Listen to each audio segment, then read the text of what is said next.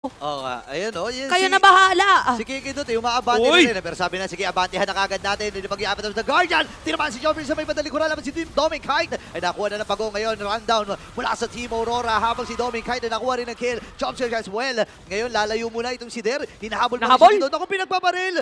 Ginagawa pa rin. Yo-yo-yo-yo. Wow! Oh my gosh! Ang pinakamalaking problema ng AP Brand dito is yung Gatot Kacha. Kanina pa hindi makita si Renji. Ayun na ejector and flicker. Edward ay namatay na nga kagad. After the Guardian as well ay nagamit din. Abot si Renny J ay namatay. I mean si Der pala. Renny J ito na, namatay na nga rin. 2 for 2 ang naging palitan doon. Pero go-go parehas na parehas yung natira, oh. Sa gitna, parehas na parehas yung natira. Jungle, Mage, at saka yung ano mo, yung Marks. Oh my gosh, ayan na yung outplay! Lugitag na yung Tore. Mamaya natin bigyan. Ay, grabe naman yun. Sakto doon sa Cyclone Eye.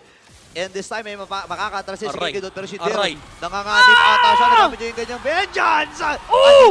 Shizu! Pero si Doming Kite ay nakadalawa na. Buhay pa rin. Shizu ay need to go for probably the final push. Kung hindi madedepensa to after the Guardian. After the Guardian, nagamit.